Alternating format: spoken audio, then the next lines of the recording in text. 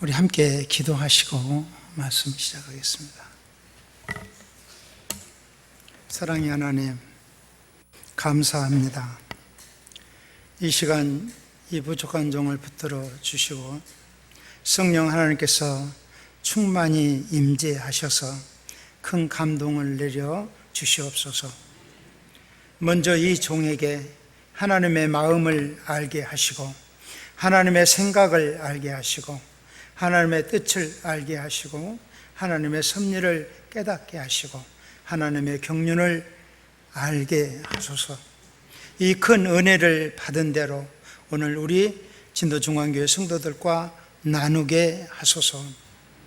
진도중앙교회 성도들을 축복하셔서 하나님을 사모하는 심령, 말씀을 갈망하는 심령, 목마른 사슴이 시냇물을 찾는 간절한 심령을 허락하여 주시옵소서. 성령 하나님, 이 부족한 종과 성도들 가운데 충만히 임재하셔서 놀라운 은혜를 내려 주시고 그 은혜로 우리 모두가 삶의 자리에서 성령의 풍성한 열매를 맺게 하소서. 함께 기도할 출향 성도들에게도 같은 은혜를 내려 주시옵소서. 예수님의 이름으로 기도합니다. 아멘.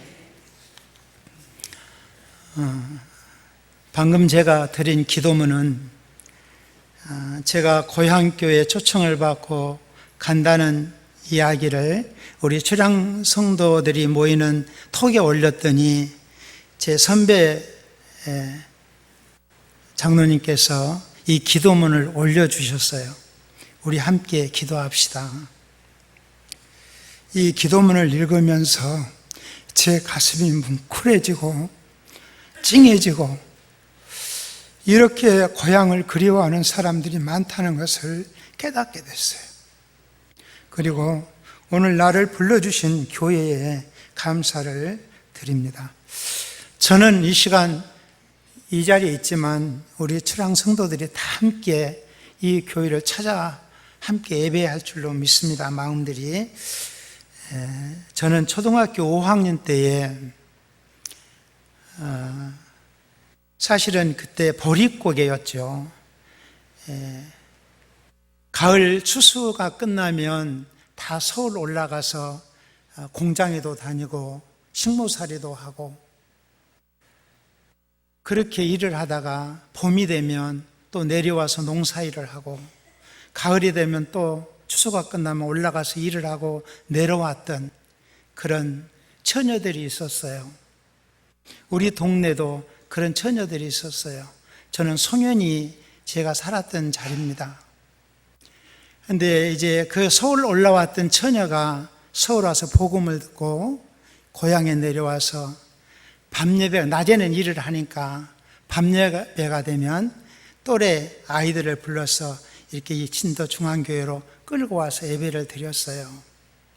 아무것도 모르고 저는 이제 초등학교 5학년 때 그 누나들을 따라온 거죠. 그리고 그때부터 눈이 오나 비가 오나 바람이 부나 한결같이 이 교회를 찾아와 예배를 드렸습니다. 그렇게 중학교, 고등학교를 거치고 또 청년이 되어서 교회를 섬기다가 제가 떠나온 지 45년 만에 이렇게 노인이 되어 목사가 되어 찾아왔습니다. 제가 이제 교회에 이렇게 적응할 수 있었던 것은 그때 초등학교 교편을 잡으셨던 하영자 선생님이 계셨어요. 그 선생님이 저에게 이제 교회 수요일을 반주를 하고 그러셨는데 저를 보시더니 너는 밤 예배에 나오는 것이 아니고 주일날, 일요일날 9시가 되면 어린이들이 모이는 예배가 있으니까 그때 나와라. 그렇게 안내를 해 주셨어요. 그래서 주일학교가 있다는 것을 알았고 그때부터 주일학교를 다니기 시작했습니다. 그리고 우리 박정효 장로님의 신앙의 지도를 받으면서 성장을 했습니다. 서울에서 누구를 만났어요. 아는 사람 같아서 서로 인사를 했는데 그분이 저한테 형 잘 있어요 고향에 그래요. 저는 형이 없거든요.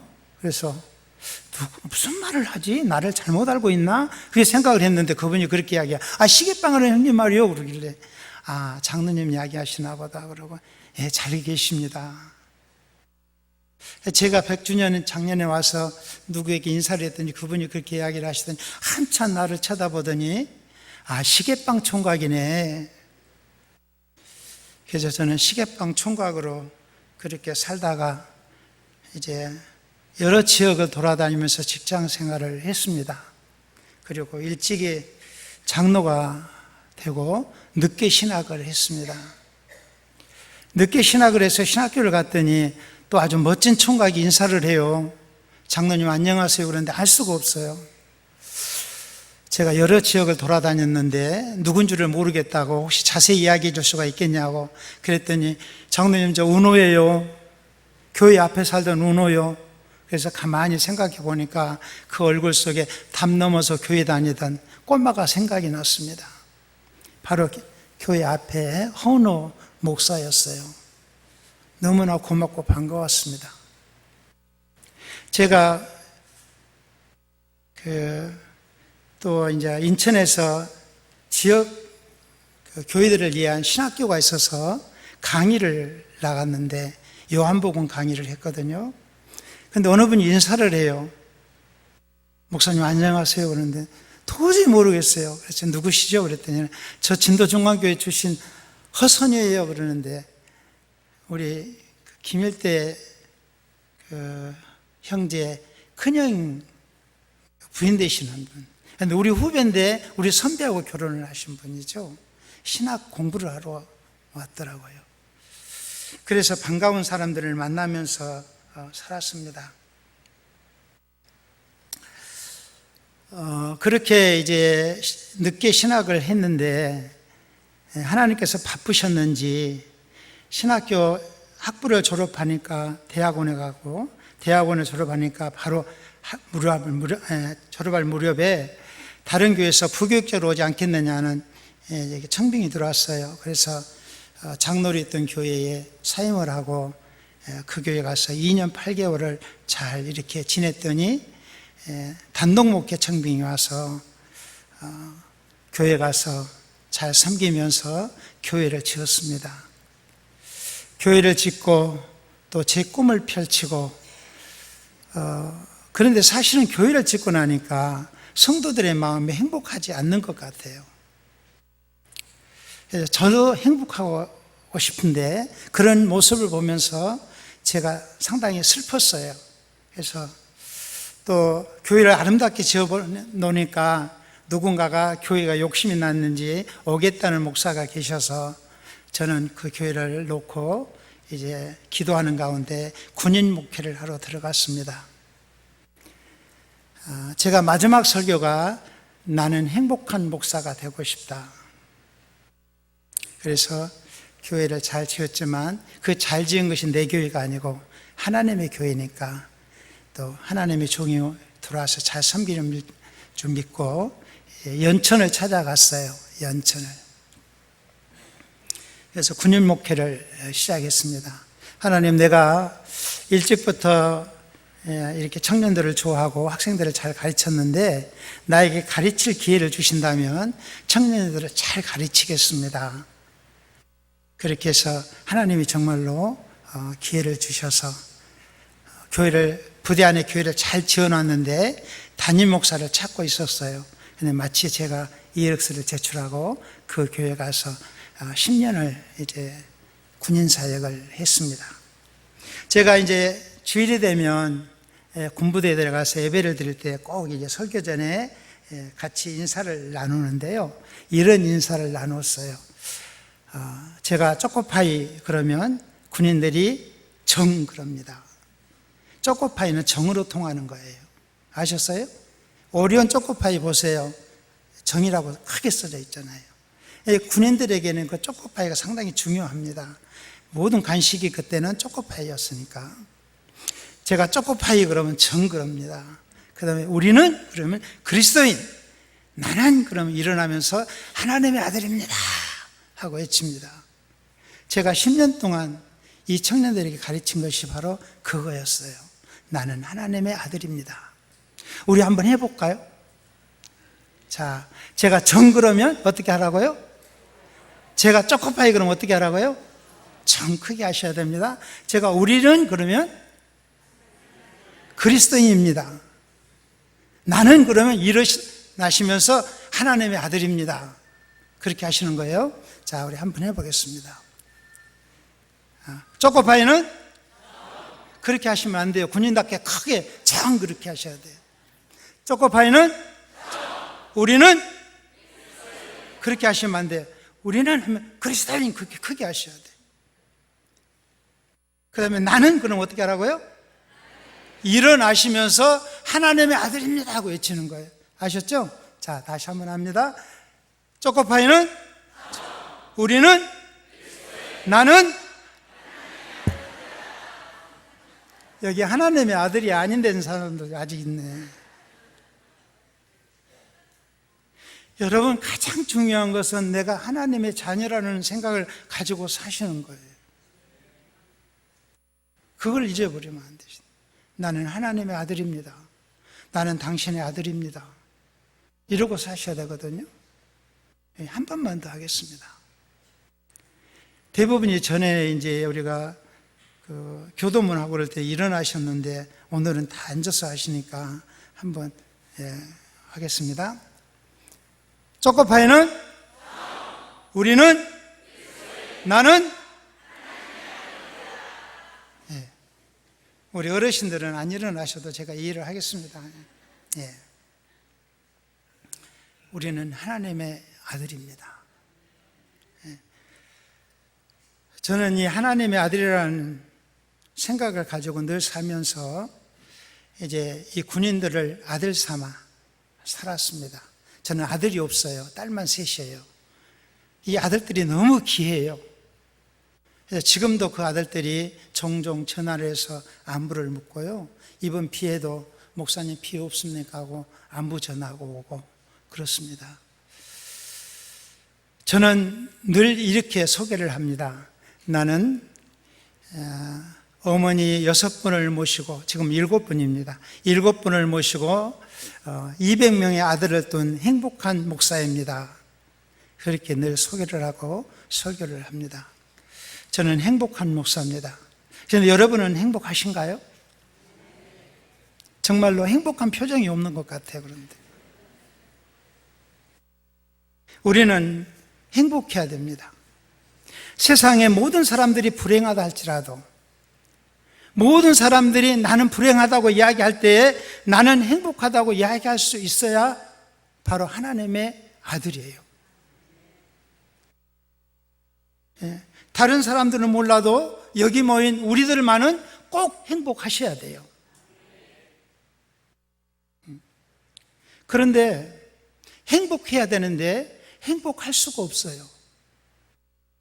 마스크 쓰고 예배드려야 되고 좀 좋은 소식이 없을까 하고 텔레비 앞에 앉으면 슬픈 이야기, 기막힌 이야기들만 쏟아져 나오고 언론들은 우리들을 죽이고 입만 벌리면 거짓말하는 정치인들, 경제인들은 우리를 슬프게 하고 그래서 우리가 행복할 수가 없어요. 치매 걸린 아내를 죽이고 보험금을 타고 이브 아들을 가방에 넣어서 죽이고 이런 슬픈 이야기들이 계속 쏟아져 나오지 않습니까? 그런데 우리가 행복할 수가 없죠. 제가 오늘 사진 한 장을 가지고 왔는데 목사님 사진 하나 띄워주시겠어요? 준비가 안 됐나요? 예. 여기 지금 화면이 하나 나오는데요. 이 사람을 좀 눈여겨보십시오. 어떻게 생겼습니까? 저는 안 닮았어요. 우리 목사님도 안 닮았어요. 근데 종종 어떤 사람들 보고 좀 어떻습니까? 그러면 목사님 닮았네요. 이런 사람들이 있는데 절대 나 안 닮았습니다. 이 사람을 좀 보세요. 어떤 사람 같습니까? 도덕이 오면 잘 짓던 진돗개가 있었어요. 그래서 어느 날은 이 진돗개가 도둑이 와도 짖지를 안 해서 이웃 사람이 물어봤어요.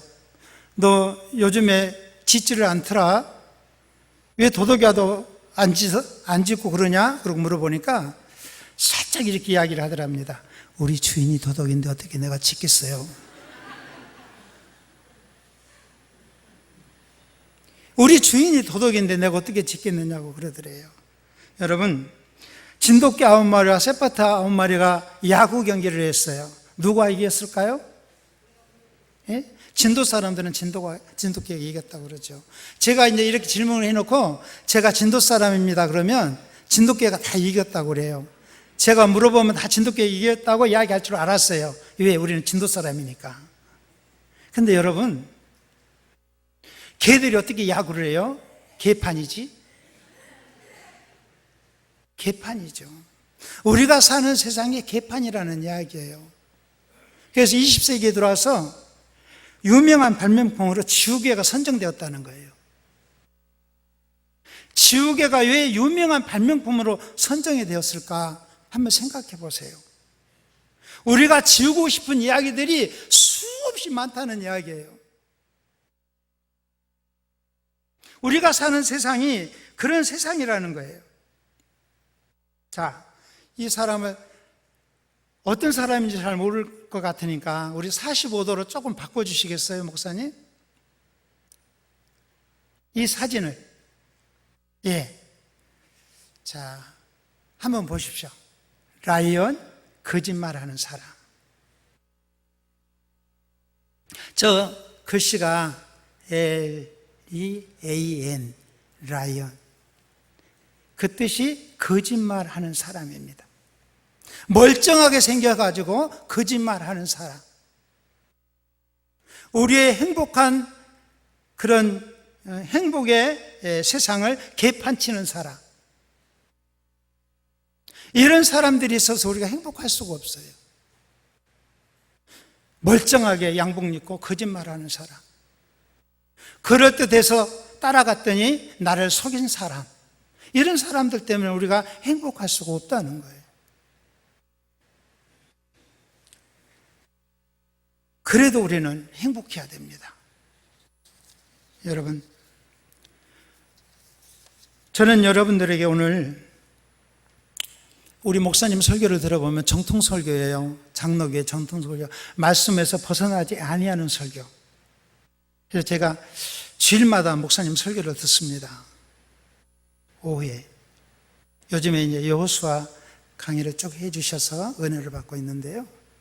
저는 오늘 이 전통 설교에서 조금 벗어나서 이야기들을 좀 할까 해요. 이런 이야기도 좀 하고. 제가 목회 생활하면서, 객지 생활하면서 아팠던 상처들을 다 이렇게 좀 내려놓고 가고 싶어요. 어머니 품에 안겨서 막 실컷 울고 싶을 때가 있잖아요. 여러분 그런 게 없지요. 고향에서 사니까. 타향에 살다 보면요, 어머니 품에 안겨서 막 울고 싶을 때가 있어요. 아버지 품을 찾아가서 막 울고 싶을 때가 있어요. 제가 오늘 그런 마음이에요. 저는 많이 지금 떨리고 있습니다. 두 아이에게 똑같은 통나무와 칼 한 자루씩을 줬어요. 두 아이는 아주 즐거운 표정으로 나무를 깎아갑니다. 머리를 갸우뚱하면서 노래를 부르면서 칼질을 해갑니다. 그런데 결과는 너무 달랐어요. 한 아이는 그 나무 토막을 가지고 칼로 예쁘게 배를 조각했는데 한 아이는 무조건 그냥 이렇게 잘라냈어요. 부스러기만 이렇게 쏘였어요. 왜 이런 결과가 나왔을까요? 생각의 차이. 목적이 없었다는 이야기예요. 목적이 있는 삶과 목적이 없는 삶은 이렇게 다릅니다. 결과가 달라요. 많은 사람들이 살아가면서 이렇게 산다는 거예요. 어떤 사람은 자기에게 주어진 재물도, 물질도, 재물도, 명예도, 시간도 다 가치 없이 낭비하면서 살아가요. 그러나 목적 있는 사람은 물질도 재능도 시간도 아주 귀하게 생각하면서 가치 있게 씁니다. 그리고 결과가 달라요. 우리는 살아가면서 나에게 주어진 것들이 무엇인가를 생각하면서 가치를 부여하면서 사셔야 돼요. 시간도, 나에게 준 물질도, 하나님이 나에게 준 재능도 가치를 부여해서 쓰셔야 되고 사용하셔야 돼요. 그래야 내가 행복한 사람이 될 수가 있어요. 저는 인천 법원에 이제 상담을 합니다. 이혼하는 사람들. 우리나라가 이혼율이 세계에서 2위가 되니까 법원에서 이제 이혼하는 사람들 상담을 받고 이혼할 수 있도록 해놨어요. 그래서 상담을 거쳐서 이제 이혼을 하는데 그 사람들의 이야기를 들어보면 가치 문제예요. 남편과 아내의 생각이 달라요. 그러니까 싸우는 거예요. 결혼하면 행복할 줄 알았는데 너무너무 다르다는 거예요. 저 사람이 너무너무 변했다는 거예요. 그래서 내가 살 수가 없다는 겁니다. 그 아이는 어떻게 하겠습니까? 아이는 아빠 따라가겠지요. 아빠가 잘 키우겠지요. 내가 키울 수 있나요? 엄마가 키워야지. 자기가 낳은 자식도 그렇게 버립니다. 어느 가정은 또요, 서로 자기가 키우겠다고 그래요. 저는 여자에게 내 자식 맡길 수 없다고.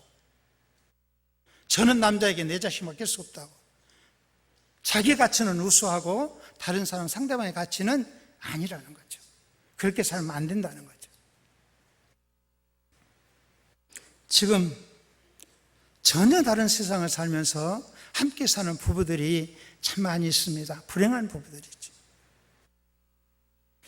가치 순위를 정해서 함께 사셔야 됩니다. 그래야 행복할 수가 있어요. 오늘 본문에는 두 인물이 등장을 합니다. 자기중심의 삶을 살다가 목적을 바꾼 한나라는 여인이 등장하고 레위 지파요 제사장으로 당시 최고의 권위를 가졌던 바로 엘리라는 제사장이 등장을 합니다. 엘리는 레위 지파요 제사장이어서 최고의 권위자였어요. 반면에 한나는 실패한 여자죠. 결혼해서 아이를 못 낳는 여자니까.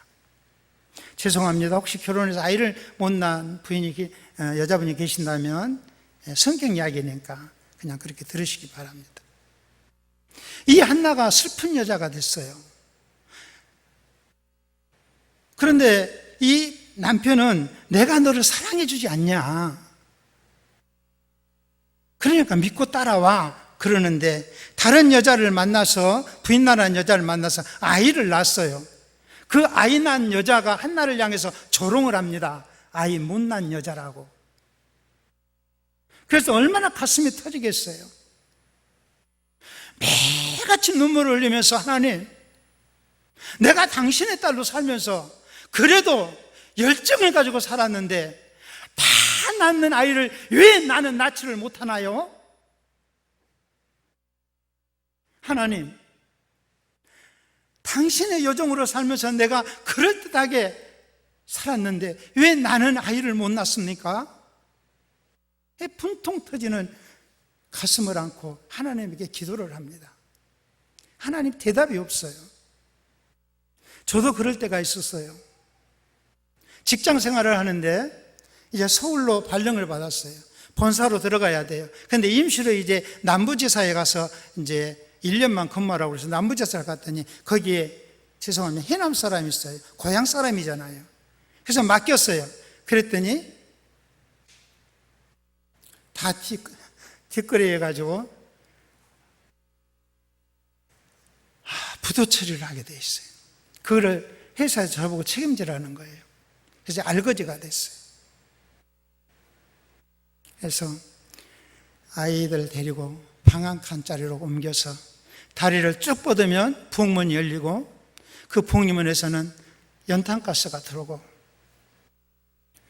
새벽 기도를 나가서 기도하면서 하나님, 내가 이렇게 살려고 예수 믿은 거 아닙니다. 왜 내가 이렇게 살아야 됩니까? 나 11조 다 했어요. 감사헌금도 했습니다. 내가 주일날이면 주일학교 애들 가르치려고 새벽부터 서둘러서 나왔습니다. 그런데 왜 내가 이렇게 살아야 돼요, 하나님? 하나님 대답을 안 하시더라고요.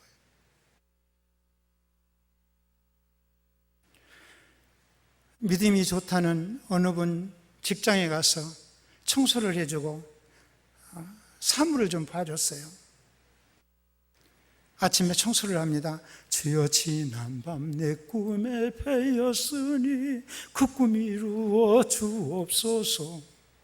나도 모르게 그 찬송했나?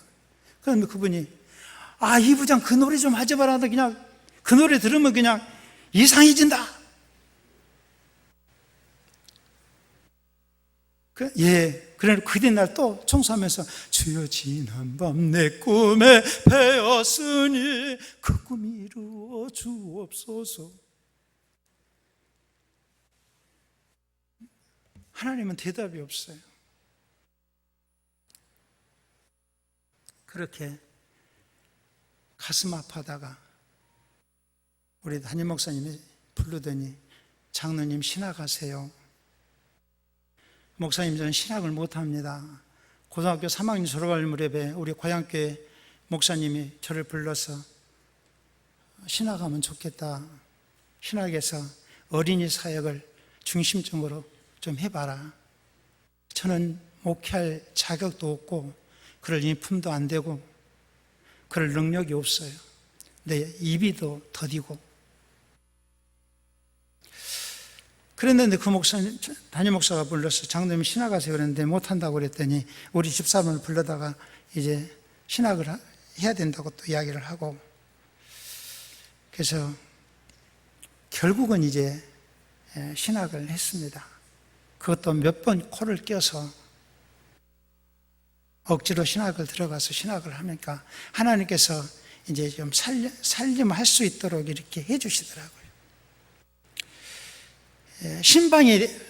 가을 신방을 해야 되는데 장로니까 목사님 대접해야 되잖아요. 장로니까 목사님 식사 대접을 책임져야 되잖아요. 그래서 이제 목사님이 전라도 사람에 대해서 또 나처럼 이렇게 바로 이렇게 한 겉절이를 좋아하신다고 우리 집사람이 그래서 이제 배추하고 몇 가지 생선 산다고 새벽에 일어나서 부평시장에를 갑니다. 돈 2만 원 가지고.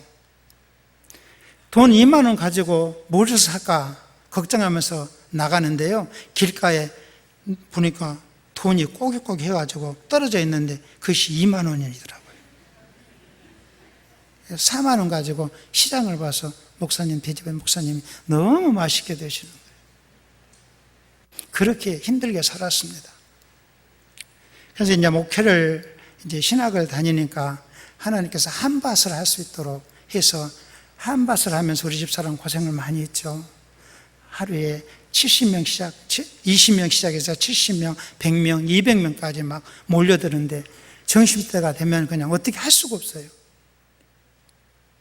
그러면서 이제 신학을 했습니다. 그리고 신학을 하니까 또 이렇게 교회에서 청빙이 들어오고 교회를 짓고 이렇게 하면서 내 삶을 만들어 갔습니다. 이제 당시 그 한나의 시대를 보게 되면 제사장이 영적으로 어두웠던 시대예요.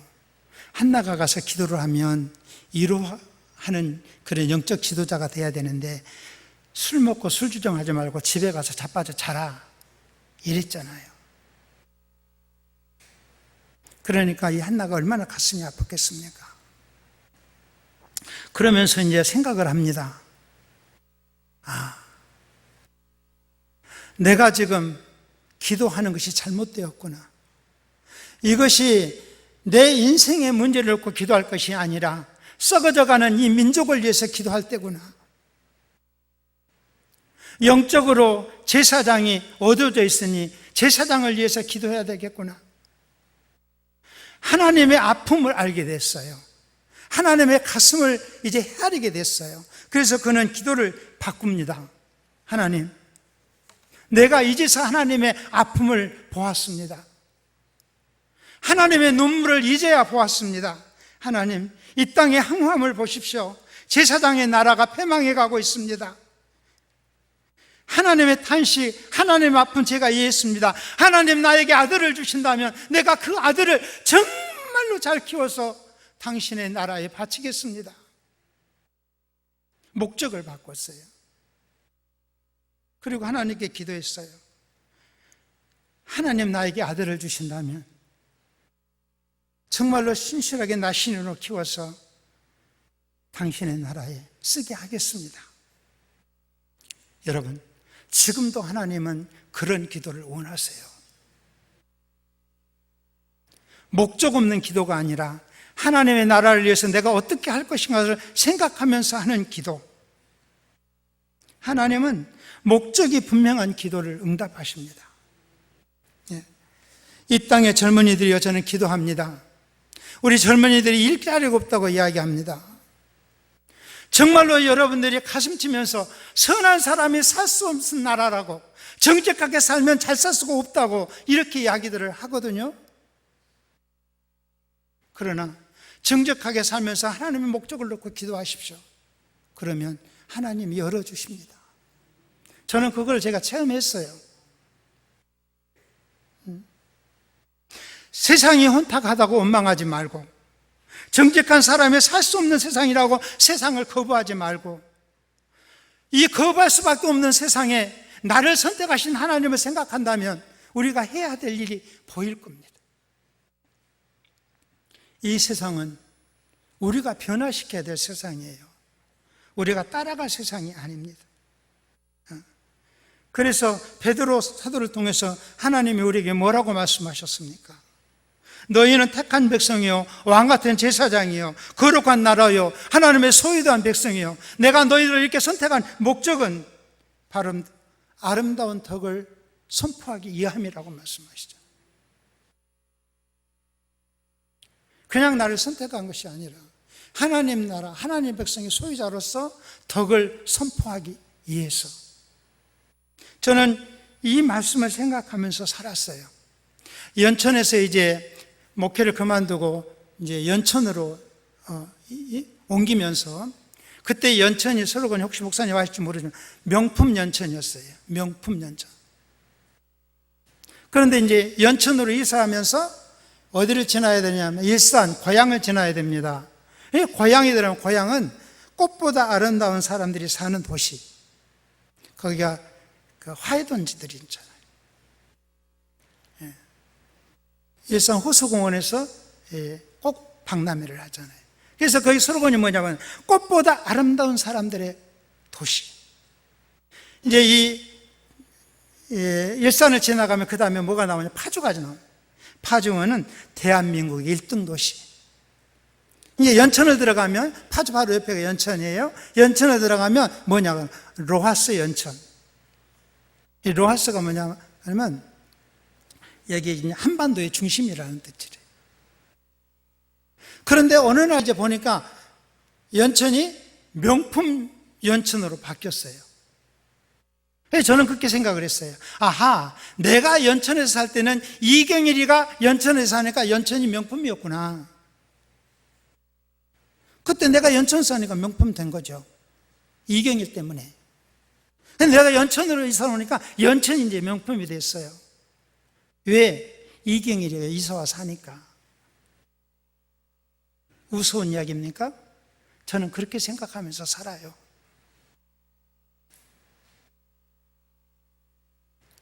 썩어져가는 세상이라고 이야기하지 말고 내가 변화시키. 그러면 연천이 나무를 잘 심고 건축들을 잘해서 명품이 되었을까요? 아니에요. 저는 군청직원, 우리 집에 군청 직원들이 찾아왔을 때 그 이야기를 했어요. 웃으면서. 왜 연천이 명품이 된 줄 아십니까? 제가 인천에서 살 때는 인천이 명품이었거든요. 근데 내가 연천으로 연천이 명품 됐어요. 왜요? 내가 연천으로 이사 왔기 때문에. 웃어요. 우리는 그렇게 살아야 된다고. 그렇게 이야기를 하죠. 여러분, 우리는 그렇게 사셔야 됩니다. 한나라는 이름은 은혜를 입은 자라는 뜻입니다. 그러나 이름처럼 한나는 은혜 입은 자가 아니었어요. 아이를 못 낳는, 세상에서 버림받은 사람들의 조롱거리가 되었던 여인이었죠. 그런데 그가 목적을 바꾸면서 은혜 입은 자로 그가 살아가지 않습니까? 하나님은 우리를 향해서 항상 기대하고 있어요. 무슨 기대? 목적이 바꿀 수 있도록 기대하고 있어요. 내가 어떻게 사는가 보자. 한나가 기도에도 응답하지 않았잖아요. 그런데 그가 목적을 바꾸니까 하나님께서 태문을 열어주셨잖아요. 은혜 입은 자로. 그리고 또 아들도 낳았잖아요. 이 아들을 낳아서, 첫 번째 아들을 낳아서 사무엘이라는 이름을 지었고, 그 사무엘은 결국은 제사장의 뒤를 이어서 제사장이 되지요. 그리고 이스라엘 나라를 영적으로 회복시키는. 저는 우리가 그렇게 살아야 된다고 생각합니다. 저는 여러분들이 있어서 우리 진도중앙교회가 명품교회고, 여러분들이 있어서 우리 진도가 명품이고, 여러분들이 있어서 우리나라가 살기 좋은 나라가 되리라고 저는 믿습니다. 예. 여러분, 다쳐진 분들이 있습니까? 닫힌 쪽이 있으면 열린 쪽이 있어요. 그런데 우리는 닫힌 쪽만 보고 살아요. 그리고 왜 안 되냐고 이야기를 해요. 왜 나는 안 되지? 정직하게 사는데 왜 나에게 이러지? 그런데 하나님은 열어놓은 쪽이 있어요. 나를 위해서. 나를 위해서 열어놓은 쪽이 있어요. 그쪽을 바라보지 못하면 우리는 가슴 아픈 일들만 만나요. 그러나 하나님이 나를 위해서 열어놓은 쪽을 바라보게 되면 행복해질 수가 있어요. 인생은 무엇으로 사느냐가 중요하지 않고 어떻게 사느냐가 중요합니다. 그래서 보배로운 삶에 태어난 것을 감사하면서 우리가 행복하게 신앙생활하면서 살았으면 좋겠습니다. 기도하겠습니다. 좋으신 하나님,